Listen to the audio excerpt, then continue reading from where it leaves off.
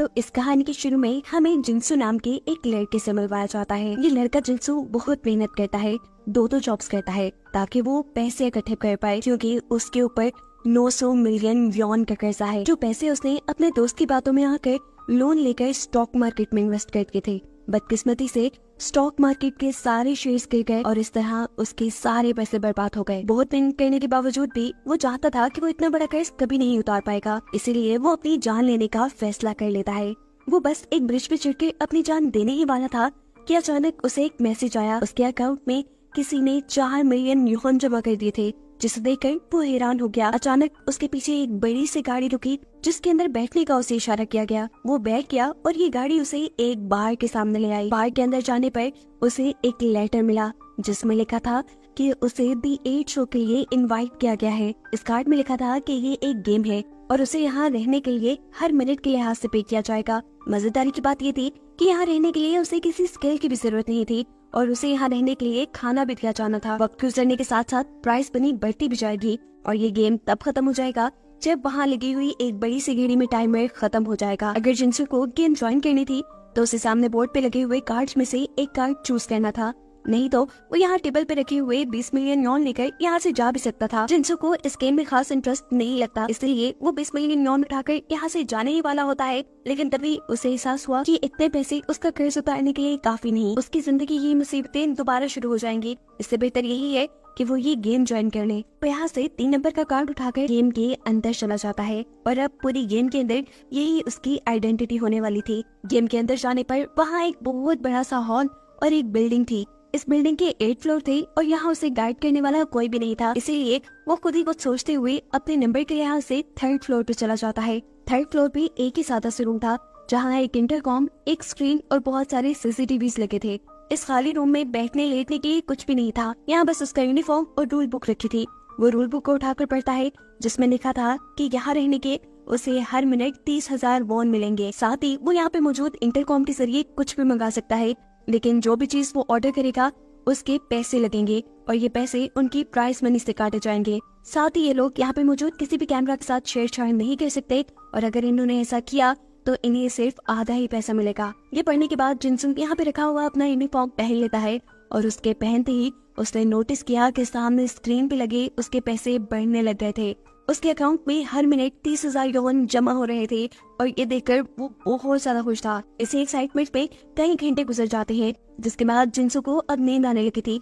इस रूम में सर्दी बहुत ज्यादा थी, इसीलिए वो एक स्लीपिंग बैग मंगवाने का डिसाइड करता है। लेकिन जब यहाँ के लोग उसे प्राइस बताते हैं तो वो हैरान रह गया। यहाँ पर हर चीज की प्राइस आम दुनिया से कोई 10 गुना ज्यादा थी। सबसे सस्ती चीज यहाँ सिर्फ न्यूज़पेपर थे, जिसे मंगवा कर अपने ऊपर ओढ़ कर उसने ये रात गुजारी। रात किसी तरह कट जाती है। सुबह उसकी आंख यहाँ पे लोगों के शोर से खुली। बाहर आकर उसने देखा कि यहाँ पे और भी लोग थे, जिनके कपड़ों पे उनके आइडेंटिटी नंबर्स लिखे थे और वो इन्हीं नंबर्स के लिहाज से अलग-अलग फ्लोर्स पे रह रहे थे। सभी लोग एक दूसरे से मिलकर खुश तो थे, लेकिन इसलिए कंफ्यूज थे कि आखिर उन्हें यहाँ पर लाने का मकसद क्या है और कौन उन्हें यहाँ लेकर आया होगा। यहीं पर इन लोगों को एक बड़ा सा टाइमर भी नजर आ जाता है, जहाँ पर 35 घंटे का टाइम लिखा था। इन्हें ये बात समझ आ गई कि जैसे ही ये टाइमर खत्म होगा वैसे ही इनकी गेम भी खत्म हो जाएगी। इस टाइमर के पास भी एक इंटरकॉम लगा था और इसकी मदद से भी ये लोग चीजें ऑर्डर कर सकते थे।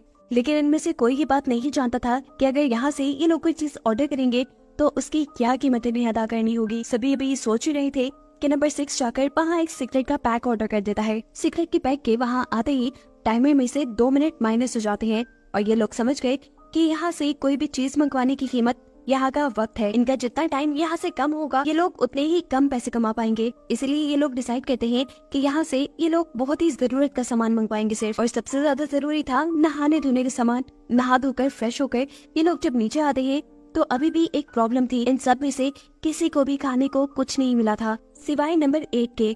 नंबर 8 बताती है कि रात में उसके कमरे में बहुत सारा खाना आया। उसने सभी डब्बों में से थोड़ा थोड़ा खाना चखा और सारे डब्बों को अपने पास रख लिया और उसके कहने पर इन लोगों को समझ आई कि इनके रूम्स में एक लिफ्ट भी लगी है, जो लिफ्ट सभी रूम से अटैच है। वो 8th फ्लोर से शुरू होकर 1st फ्लोर तक बारी बारी सबको खाना देती है। पर क्योंकि पिछली रात सारा खाना नंबर 8 ने अपने पास रख लिया था, इसलिए किसी को भी खाना नहीं मिल पाया। सभी अब नंबर 8 के रूम में जाने का फैसला करते हैं ताकि वहाँ जाकर ये लोग अपनी भूख मिटा सके। यहाँ आने पर तो इन सबकी आंखें खुली की खुली रह गई। नंबर 8 का कमरा सबसे ज्यादा लग्जूरियस था, साथ ही में उसे यहाँ रहने के सबसे ज्यादा पैसे मिल रहे थे।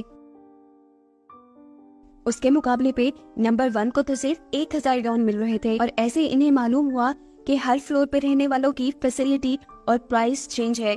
और ये बात मालूम होने पर सब यही सोचते रह गए कि इन्होंने बड़ा नंबर चूज क्यों नहीं किया। सब लोग अपना अपना खाना खाते हैं और बचे हुए खाने को संभाल लेते हैं ताकि जब दोबारा इन्हें भूख लगे तो ये लोग यही खाना खा सके, इनको ऑर्डर ना करना पड़े। यहाँ से फ्री होने के बाद ये लोग जैसे ही नीचे की तरफ आए तो नंबर 4 ने जोर से चीख मारी। उसकी चीख सुनकर सभी डर के नीचे आ गए। इन लोगों ने सामने देखा कि टाइमर में अब सिर्फ 15 घंटे बचे थे। और ऐसा इसलिए हुआ था कि नंबर 8 ने यहाँ पर बहुत सारे कपड़े और जेवर मंगवा लिए थे, जो देखकर सभी उसके ऊपर गुस्सा होते हैं क्योंकि अब सिर्फ 15 मिनट में ये लोग जितना पैसा कमा सकते थे उतना कमाएंगे और उसी पैसे को इन्हें साथ लेकर जाना पड़ेगा। इन सबको रिलैक्स कहते हुए नंबर 8 कहती है, अरे रुको, मैं जानती हूँ कि इस टाइम को कैसे बढ़ाना है। सब लोग सीढ़ियाँ चढ़ो, ये टाइम बढ़ जाएगा। किसी को भी उसकी बात पे यकीन नहीं था, लेकिन अब कोई और रास्ता भी नहीं रह गया था। ये लोग 15 मिनट तक लगातार सीढ़ियाँ चढ़ते रहते हैं और इस सब में सबसे ज्यादा मुश्किल होती है नंबर 1 को, क्योंकि उसका एक तो खराब था। 15 मिनट लगातार सीढ़ियाँ चढ़ने के बावजूद भी इनका टाइम जब नहीं बढ़ा तो ये लोग अब हार ही मान चुके थे।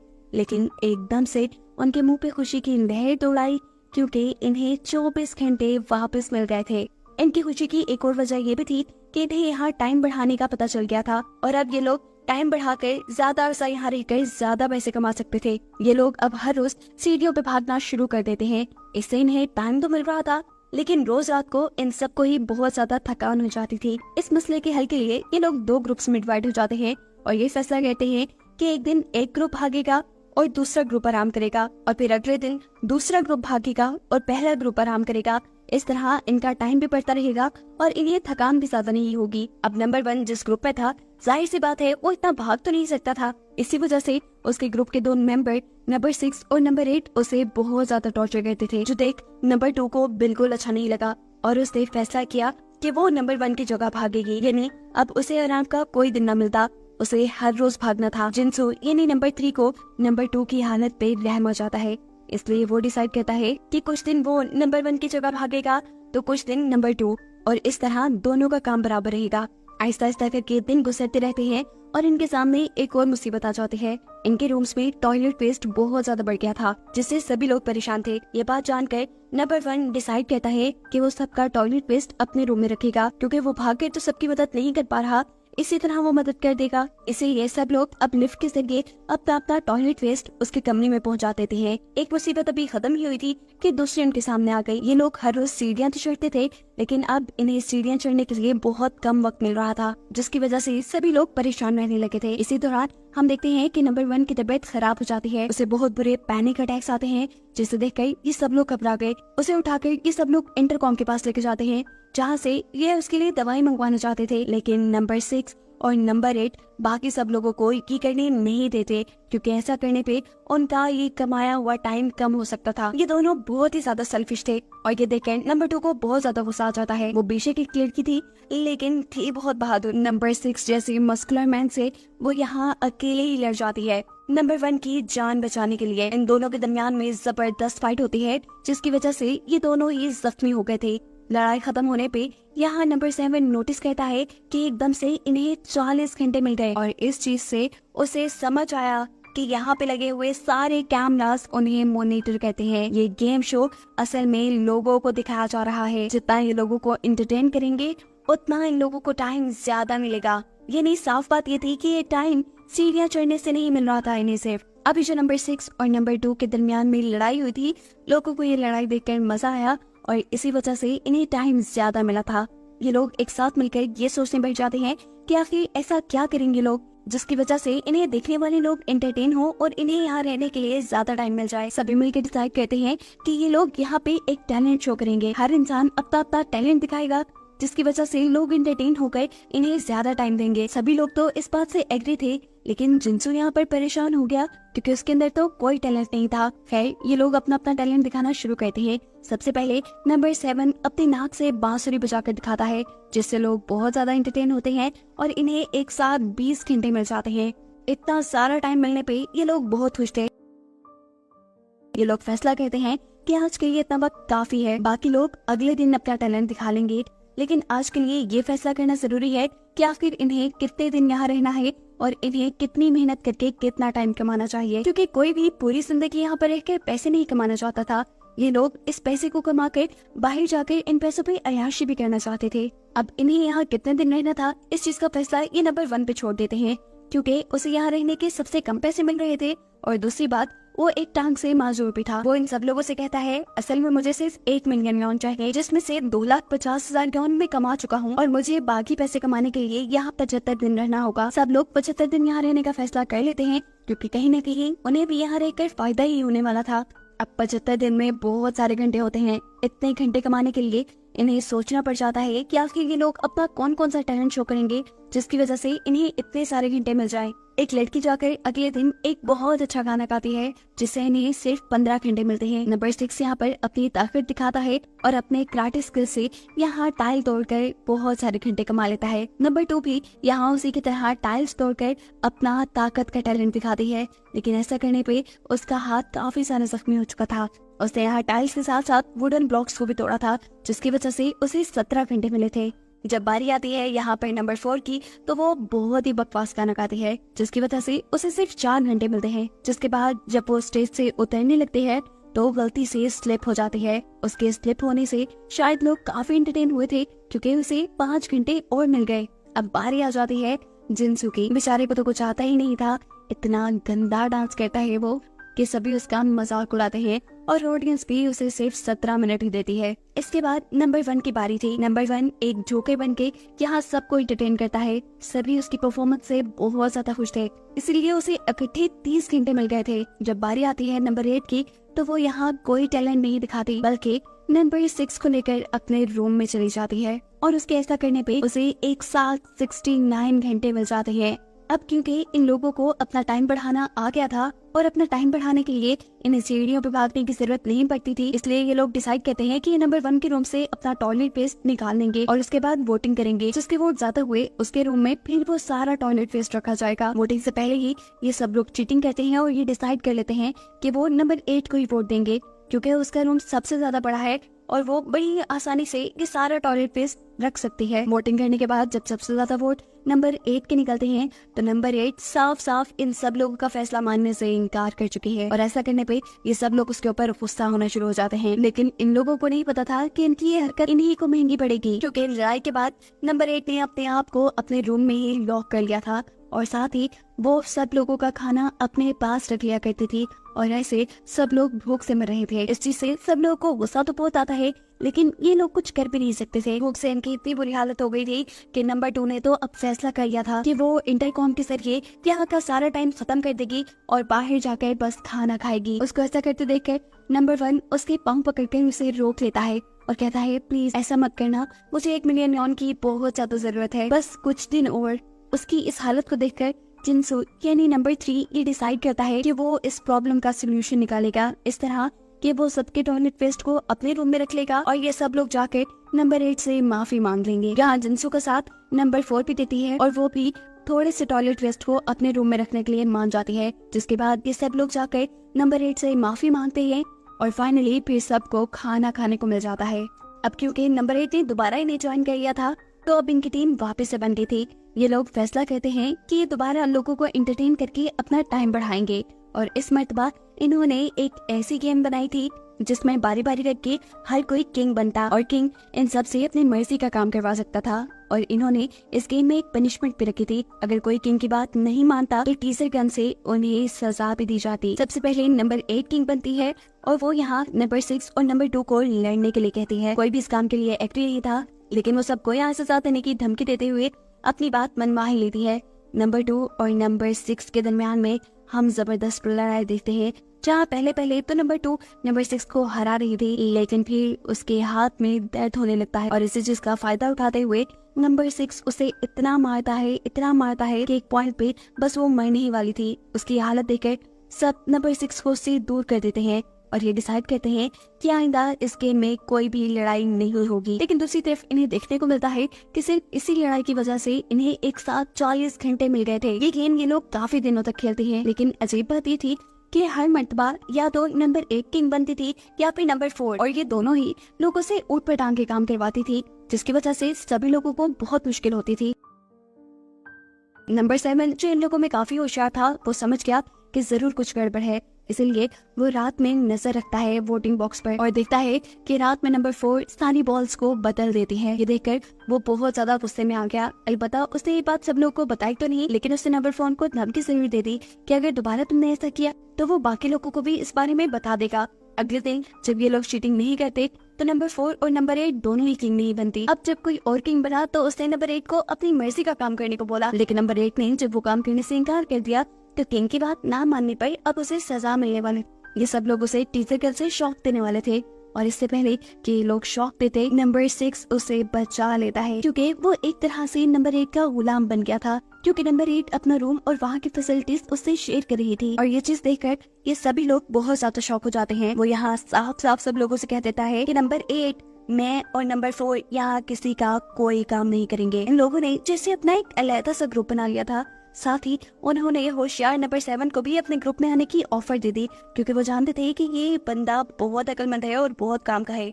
नंबर 7 भी उनके ग्रुप को ज्वाइन कर लेता है और ऐसे ही ये ग्रुप दूसरे ग्रुप के ऊपर हुकूमत करने लग जाता है। दूसरे ग्रुप वाले कुछ कर भी नहीं सकते थे, क्योंकि वो जानते थे कि अगर उन्होंने दूसरे ग्रुप की बात ना मानी तो नंबर 8 उन्हें खाना नहीं देगी और ये लोग उनके ऊपर जुल्म भी करेंगे। नंबर 8 की टीम दूसरे ग्रुप से कहती है कि अब जितने भी घंटे कमाने हैं वो तुम लोगों को ही कमाने हैं, हम लोग कोई काम नहीं करेंगे। गेम को और ज्यादा इंटरेस्टिंग बनाने के लिए वो इन सब लोगों से कहती है कि तुम सबको अपने अपने लिए यहाँ 2 घंटे जरूर कमाने हैं। 2 घंटे कमाने पे तुम्हें 3 कॉइन्स मिलेंगे और उन्हीं 3 कॉइन्स के बदले मैं तुम्हें खाना और पानी दूंगी। 1 कॉइन अगर तुमने कमाया तो तुम्हें सिर्फ पानी ही मिलेगा, और अगर तुमने 2 कॉइन कमाए तो तुम्हें खाना मिलेगा, और अगर 3 कमाए तो खाना पानी दोनों दे दूंगी तुम्हें। वही सही कसर यहाँ नंबर 7 पूरी कर देता है और कहता है कि जो पहली पोजीशन लेकर आएगा उसे तो छोड़ दिया जाएगा, बाकी तीनों लोगों को सजा भी मिलेगी। बचे हुए तीनों लोगों को एक बॉल के साथ बांध दिया जाएगा और जीते हुए नंबर की आंखों पर पट्टी बांधकर उसे एक बैट दिया जाएगा, जिससे वो अपनी मर्जी के बंदे को हिट करेगा।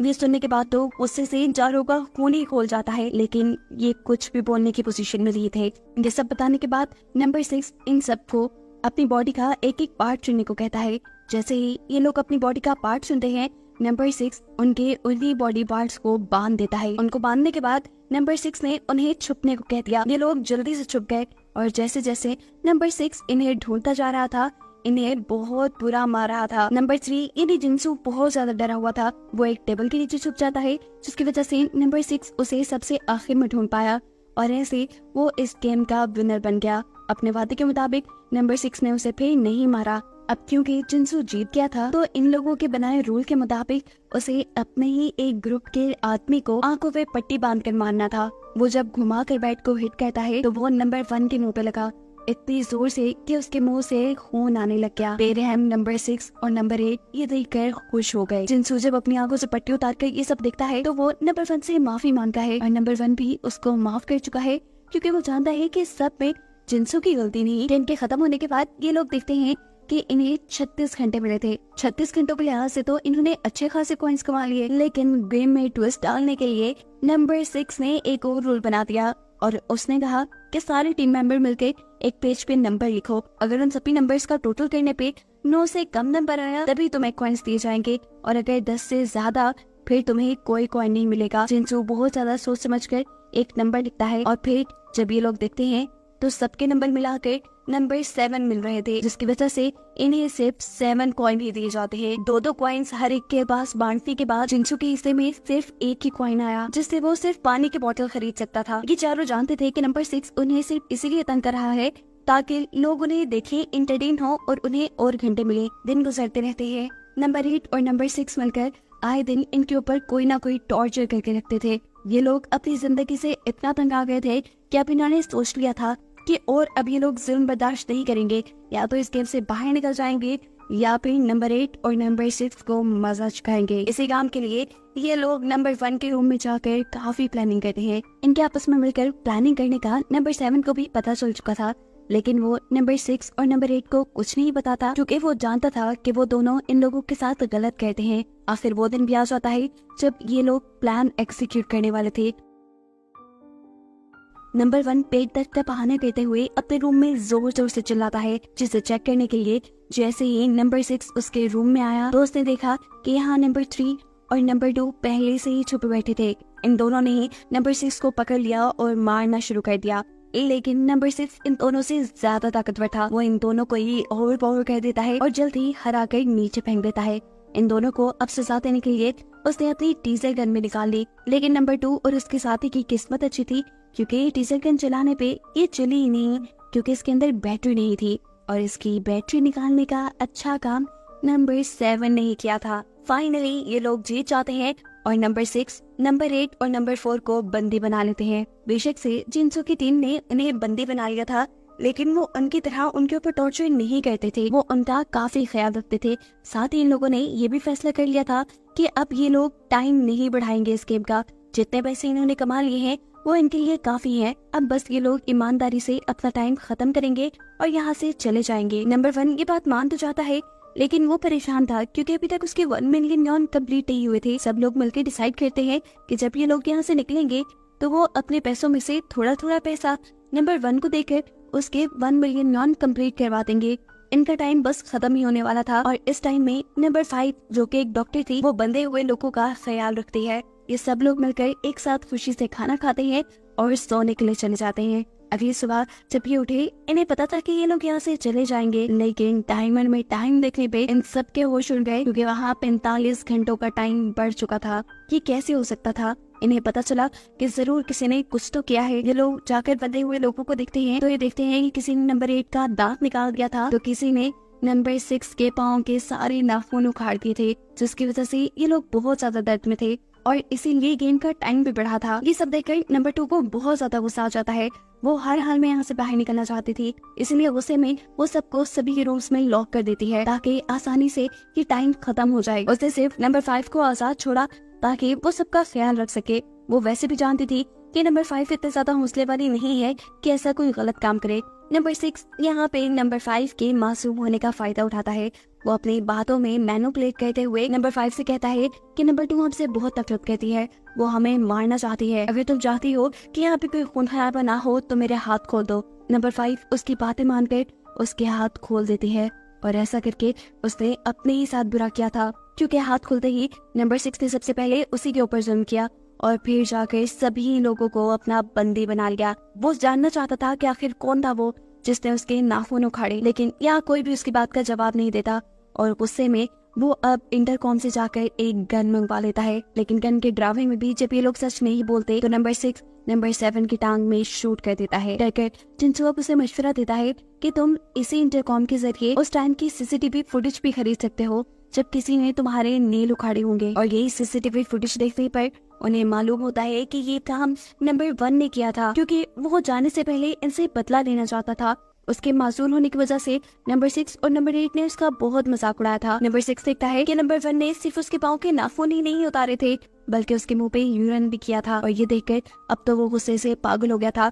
गन लेकर वो फौरन नंबर 1 के पास चला जाता है। इससे पहले कि वो नंबर 1 को मार देता, पीछे से नंबर 8 नंबर 6 के ऊपर ही डीजल गन से हमला करके उसे सीढ़ियों से गिरा देती है, क्योंकि अब वो इस गेम को लंबा करना चाहती थी। नीचे गिरने की वजह से नंबर 6 की बहुत सारी हड्डियां टूट चुकी थी। इसके बाद वो सभी लोगों को उनके रूम में कैद करवा देती है। नंबर 4 तो पहले ही जैसे उसकी गुलाम बनी हुई थी, इसी के साथ वो नंबर 5 को भी अपने साथ मिला लेती है, क्योंकि वो जानती है कि ये डॉक्टर बहुत मासूम है। उसे अब हर हाल में इस गेम का टाइम बढ़ाना था और इस काम के लिए वो इन बंधे हुए लोगों को टॉर्चर कराना शुरू कर देती है। नंबर 1 को उसने एक चेयर पे बिठाकर उसका मुंह पानी के अंदर रख दिया था, साथ ही उसकी आंखों की पुत्तियां भी बांध दी थी ताकि वो कभी सो न सके। इसी तरह सबको टॉर्चर करने से उसे टाइम मिल रहा था। वो ये सारा टॉर्चर करने का काम नंबर 4 से करवाती थी और नंबर 4 अब जब नंबर 1 को टॉर्चर करने के लिए उसके पास आती है तो नंबर 1 उसे बताता है, मैं 1 मिलियन यॉन इसलिए कमाना चाहता था क्योंकि मुझे पता है कि 1 मिलियन यॉन से मैं अपना रूम किसी के भी साथ चेंज कर सकता हूँ। मैं बस 1 मिलियन यॉन कमाकर अपना रूम नंबर 8 के साथ चेंज करना चाहता हूँ। अगर तुम इसमें मेरा साथ दो तो मैं अपने पैसों से रूम चेंज करके तुम्हें नंबर 8 का रूम दे दूंगा और खुद तुम्हारा रूम ले लूंगा।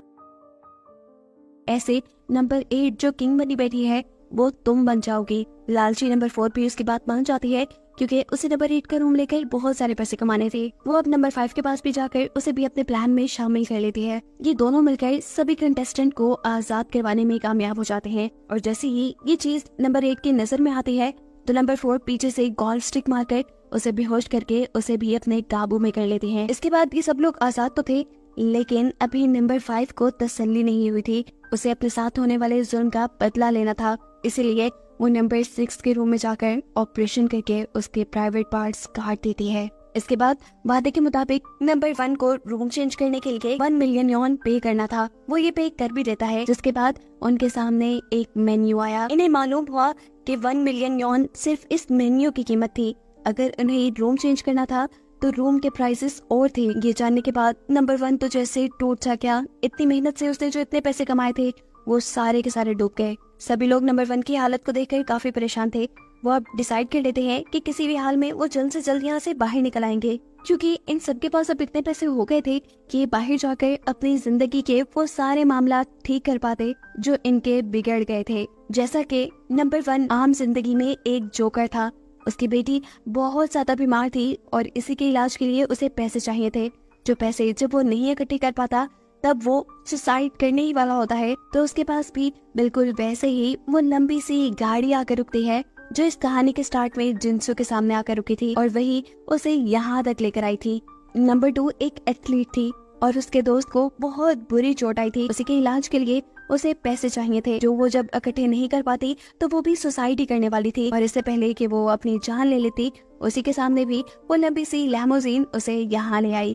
जिनसू की कहानी तो पहले ही हम सुन चुके हैं। नंबर 4 वो एक मॉडल बनना चाहती थी, लेकिन उसके पास इतने ज्यादा पैसे नहीं थे, इसलिए उसे पार्किंग में काम करना पड़ा। एक दिन जब उसके फ्रेंड सर्कल्स ने उसे पार्किंग में काम करते देखा तो उसका बहुत मजाक उड़ाया, जिसके बाद से उसने फैसला कर लिया कि बस वो पैसे कमा कर रहेगी। इसीलिए वही लैमोजीन जो सबको यहाँ लेकर आई थी वो उसे भी यहाँ ले आई। अब 5वें नंबर पे थी डॉक्टर की कहानी। वो तो एक डॉक्टर थी, उसे क्या जरूरत थी पैसों की। असल में लोगों ने उसी की अच्छाई का फायदा उठाया। एक आदमी ने उससे कहा कि मैं बहुत जरूरतमंद हूँ, मुझे कुछ पैसों की जरूरत है, क्या तुम मुझे दोगी? डॉक्टर ने जब उसे पैसे दिए तो उस आदमी ने फ्रॉड करके न सिर्फ उसका बैंक अकाउंट पूरा का पूरा खाली कर दिया, बल्कि उसे ब्लैकमेल करना भी शुरू कर दिया, जिसकी वजह से बहुत सारे पैसे लोन लेकर डॉक्टर को उस आदमी को देने पड़े और इसी लोन को उतारने के लिए वो भी यहाँ तक पहुँची। इसके बाद नंबर 6 की कहानी। वो एक बहुत ही अच्छा फुटबॉल प्लेयर था, लेकिन उसकी गुस्सैली नेचर की वजह से उसे टीम से बाहर निकाल दिया गया था। काम ना होने की वजह से वो भी अपने ऊपर वाला कर्जा नहीं उतार पा रहा था, इसीलिए वो भी यहाँ आया था। नंबर 7 की कहानी ये थी कि वो एक स्क्रिप्ट राइटर था, लेकिन डायरेक्टर को कभी भी उसकी कहानी पसंद नहीं आती थी। जब वो इस सारे काम से थक गया और उसने इस काम को छोड़ने का सोचा, तभी उसके सामने वही लैमोजीन आई और उसे इस शो में ले आई। जिसके बाद बारी आई नंबर 8 की। वो एक आर्ट गैलरी के सामने गाने गाती थी, लेकिन एक दिन आर्ट गैलरी वालों ने बेइज्जती करके उसे आर्ट गैलरी से निकाल दिया। वो बस पैसे कमाना चाहती थी ताकि आर्ट गैलरी वालों से अपनी बेइज्जती का बदला ले सके, इसीलिए वो लैमोजीन उसे यहाँ ले आई। यानी इन सभी कॉमन बात ये है कि इन सबको पैसों की जरूरत थी। खैर, इन सब की कहानी तो हमें पता चल गई। अब प्रेजेंट टाइम में हम देखते हैं कि ये सब लोग यहाँ से बाहर निकलना चाहते हैं, लेकिन उनका ये फैसला नंबर 1 को पसंद नहीं आया। वो सब लोगों को गन पॉइंट पे ले लेता है, क्योंकि अब वो यहाँ रहकर ज्यादा से ज्यादा पैसा कमाना चाहता है। उसने अब ये फैसला कर लिया था कि टाइम बढ़ाने के लिए वो अकेले ही मेहनत करेगा। इन सब लोगों को वो एक कुर्सी से बांध देता है और अकेले ही यहाँ एक शो की तैयारी करता है। क्योंकि वो खुद एक जोकर था तो वो एक बहुत ही जबरदस्त शो करता है। इसी शो के दौरान नंबर 1 एक रस्सी के ऊपर चलने का करतब कर रहा था, तब डिस्बैलेंस होकर वो नीचे जलती हुई आग में गिर जाता है। वो तड़प रहा था, ये सारे लोग बंधे हुए थे, कोई भी उसकी मदद को नहीं आ पा रहा था। जिनसू उसे तड़पता हुआ नहीं देख पाता और किसी तरह अपने हाथों की रस्सियां खोलकर सभी लोगों को छुड़वाता है। सभी लोग यहाँ उसकी मदद करने के लिए आग बुझा देते हैं और इससे पहले कि वो उसके इलाज के लिए वहाँ कोई चीज मंगाते, ये लोग देखते हैं कि अचानक उनके शो का टाइम 1500 घंटे बढ़ गया है। ये देखकर जिनसू को बहुत ज्यादा गुस्सा आया। वो हर हाल में यहाँ से बाहर जाना चाहता था और इस काम के लिए उसे सिर्फ एक ही रास्ता नजर आया। वो यहाँ मौजूद सभी सीसीटीवी कैमरास को तोड़ देता है, क्योंकि वो जानता था कि जब लोग ये शो देख ही नहीं पाएंगे तो ऑटोमेटिकली ये शो बंद हो जाएगा। उसका प्लान काम भी कर गया। सभी कैमरास के टूटने के बाद इस गेम का दरवाजा खुल गया और आखिर ये लोग यहाँ से बाहर निकल पाए। बाहर एक कार्ड रखा था जिसपे लिखा था कि इन लोगों ने जितना पैसा कमाया है वो इनके अकाउंट पे ट्रांसफर कर दिया जाएगा। ये तो अच्छी बात थी, लेकिन साथ ही एक दुख की बात ये थी कि जितनी देर में बाहर जाने का दरवाजा खुला था नंबर 1 उतनी देर में मारा जा चुका था। ये सब लोग इस गेम से निकल जाते हैं और फिर काफी टाइम बाद हमें दिखाया जाता है कि जिनसू ने नंबर 1 की याद में एक फ्यूनरल रखा है जिसमें उसके टीम के सभी मेंबर यहाँ आए थे सिवाय नंबर 8 और नंबर 6 के। नंबर 6 ने यहाँ सिर्फ फूल भेजे थे और उन्हें ये कहा था कि मैं अपनी जिंदगी में आगे बढ़ गया हूँ, जबकि नंबर 8 ने आर्ट गैलरी से बदला लेने के लिए अपने जीते हुए सारे पैसों से एक मिसाइल खरीदकर आर्ट गैलरी को तबाह करवा दिया था और इसी वजह से वो अब जेल में थी। नंबर 2 ने अपने पैसों से अपने दोस्त और साथ ही साथ नंबर 1 की बेटी का इलाज करवाया था। सबकी लाइफ को इतना मीनिंगफुल देखकर जिनसू डिसाइड करता है कि वो भी अब अपनी लाइफ में कुछ अच्छा करेगा, जिसके बाद इस कहानी के आखिरी सीन में हमें दिखाया जाता है नंबर 7 को, एक राइटर को। उसने फिल्म के लिए एक स्टोरी लिखी थी और इस स्टोरी का टाइटल था दी 8 शो। ये नहीं, उसने कोई और स्टोरी नहीं लिखी थी बल्कि दी 8 शो की ही कहानी लिखी थी। वो सभी चीजें जो उसने दी 8 शो में देखी और बर्दाश्त की थी। ये स्टोरी इतनी इंटरेस्टिंग थी कि डायरेक्टर से पूछता है, मुझे तो लग रहा है कि तुम खुद ही इस शो में थे। डायरेक्टर की बात सुनकर वो थोड़ा गड़बड़ा तो जाता है, लेकिन फिर कहता है, अरे नहीं, ये बस एक कहानी है। आखिर उसकी भी मुश्किलें आसान हो गई थी और ये दिखाते हुए ये कहानी यहाँ खत्म हो जाती है।